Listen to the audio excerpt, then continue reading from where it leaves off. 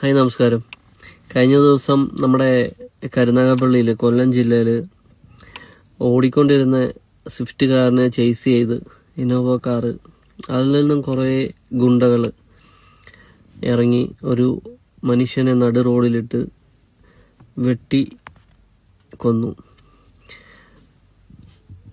നമ്മുടെ പോലീസിൻ്റെ ഇടപെടലെന്ന് വെച്ച് കഴിഞ്ഞാൽ നല്ല രീതിയിൽ അവർ ഇടപെട്ട് അവന്മാർ തമിഴ്നാട് കടക്കാൻ വേണ്ടിയിട്ട് തമിഴ്നാടല്ല, അവന്മാർ ബൈ റോഡ് വഴി എങ്ങോട്ടോ പോകാനുള്ള രീതിയിൽ ഉള്ള ശ്രമമായതുകൊണ്ട് തന്നെ മുണ്ടക്കയം വെച്ച് അവർ പിടിക്കുകയും ചെയ്തു. കോട്ടയം ജില്ലയിലെ മുണ്ടക്കയം കഴിഞ്ഞു കഴിഞ്ഞാൽ പിന്നെ അവർ വരാൻ പോകുന്നത് ചിലപ്പോൾ ഇടുക്കി ജില്ലയുടെ ഏതെങ്കിലും ഒരു സ്ഥലത്തോ ഇല്ലെങ്കിൽ ഏതെങ്കിലും ഒരു ഏലത്തോട്ടത്തിലോ എവിടെയോ അവർക്ക് ഒരു സഹായം ഉണ്ടായിരുന്നായിരിക്കും. ഇല്ലെങ്കിൽ അവർ തമിഴ്നാട് ബോർഡർ കടന്ന് അവർ ചിലപ്പം കർണാടക അങ്ങനെ ഏതെങ്കിലും ഒരു സ്ഥലത്തേക്ക് വണ്ടി വിടാൻ വേണ്ടിയിട്ട് പോയതായിരിക്കും. എന്തായാലും കൊള്ളാം, പോലീസ് ഇടപെട്ട് അത് വളരെ ഇതായിട്ട് തന്നെ അവസാനിപ്പിച്ചു, വിട്ടില്ല അവന്മാരെ. കാരണം ഒരു മനുഷ്യനെ പച്ചയ്ക്ക് നടു റോഡിലിട്ട് വെട്ടി കൊല്ലുക എന്ന് പറഞ്ഞാൽ അവൻ എത്രയോ എന്ത് ചെയ്താലും കുഴപ്പമില്ല. കൂട്ടമായിട്ട് ആക്രമിച്ച് കൊല്ലുമ്പം നമ്മുടെ നാട് അത്രത്തോളം പ്രശ്നങ്ങളിലേക്ക് പോയിക്കൊണ്ടിരിക്കുകയാണ്. കാരണം പൊതുസമൂഹം ഇത് കണ്ടുകൊണ്ടിരിക്കുകയാണ്, വാച്ച് ചെയ്തുകൊണ്ടിരിക്കുകയാണ്. ഒരുപാട് ഗുണ്ടകൾ ഹീറോയിസം കാണിച്ചിറങ്ങാൻ സാധ്യതയുള്ളൊരു സിറ്റുവേഷനാണ് ഇങ്ങനെയൊക്കെ പൊതുസമൂഹത്തിന് മുന്നിൽ വെച്ച് ചെയ്യുമ്പോൾ. അപ്പോൾ അതിനെതിരെ വളരെ കർശനമായിട്ടുള്ള തീരുമാനം തന്നെയാണ് നമ്മുടെ സർക്കാർ എടുക്കേണ്ടത്. കാരണം ഞാൻ ഇന്നലെ മനസ്സിലാക്കിയത്, മുണ്ടക്കയത്ത് വെച്ച് അവരെ കിട്ടിയ സമയത്ത് അങ്ങനെ കൊടും ക്രൂരത ചെയ്യുന്നവരെ ജനങ്ങളുടെ ഉള്ളിലേക്ക് ഇട്ടുകൊടുക്കണം.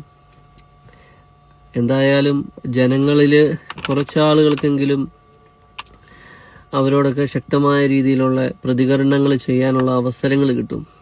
അതോടുകൂടി ചിലപ്പോൾ ആണെങ്കിൽ ഇതൊരു വലിയൊരു പബ്ലിസിറ്റിയിലേക്ക് പോയി ഒന്നോ രണ്ടോ അമ്മമാരെ മരിച്ചാലും കുഴപ്പമില്ല. ജനങ്ങൾക്ക് ഇട്ട് കൊടുക്കുമ്പോഴത്തേക്ക് അവരുടേതായ രീതിയിൽ അവർ പെരുമാറിക്കോളും.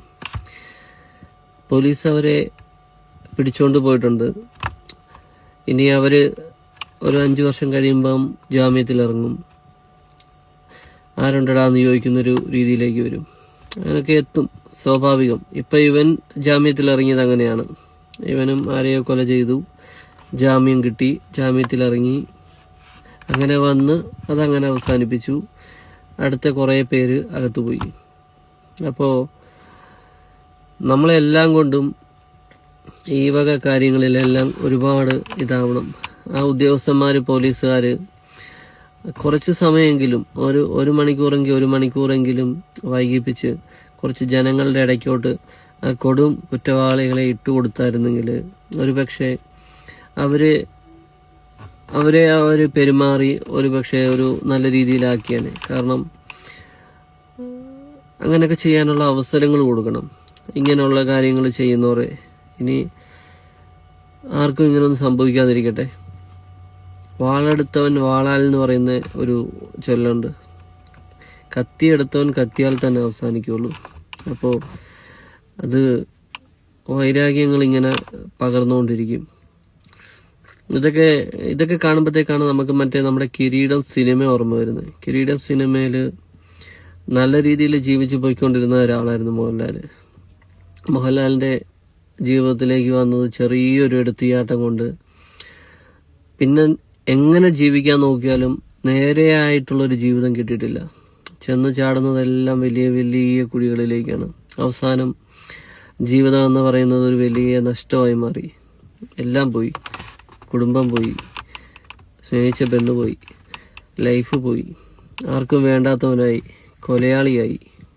അങ്ങനെയൊക്കെ അവസാനിക്കുന്ന ഒരു ജീവിതം തന്നെയായി ഒരു പടമാണ് കിരീടം. ആ പടം കണ്ടവർക്കെല്ലാം മനസ്സിലാവും. ഇനിയുള്ള ഏതെങ്കിലും ഹീറോയിസം കാണിച്ച് ഞാൻ ഗുണ്ടയാണ്, ഞാൻ അതാണ് ഇതാണെന്ന് പറഞ്ഞു നടക്കുന്ന ആരെങ്കിലുമൊക്കെ ഉണ്ടെങ്കിൽ ആ പടമൊക്കെ ഒന്ന് കാണുക.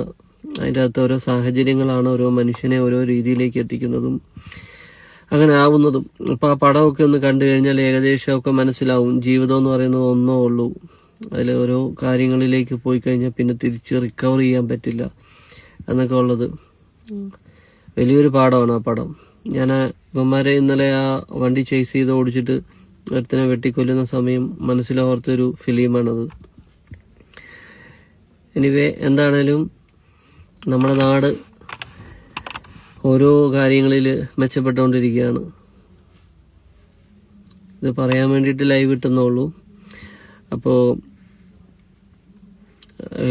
അവൻ്റെ ഫേസ്ബുക്കിൽ ഒരു പോസ്റ്റ് കണ്ടു.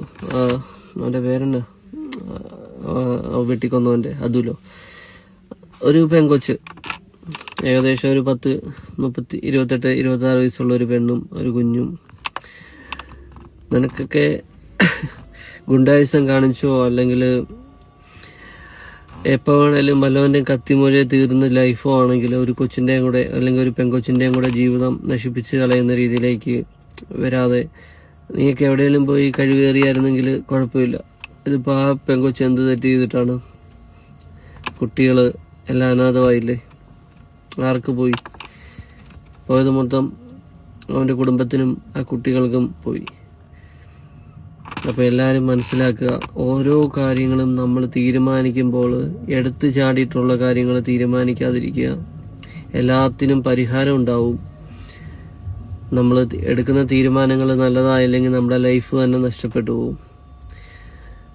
അപ്പോൾ എൻ്റെ ഒരു അഡ്വൈസാണ്, ഈ വോയിസ് കേൾക്കുന്നവരാരെങ്കിലും ഉണ്ടെങ്കിൽ അവർക്ക് ഉപകാരപ്പെടുന്നെങ്കിൽ ഉപകാരപ്പെടട്ടെ എന്ന് വിചാരിച്ചിടുന്നതാണ്.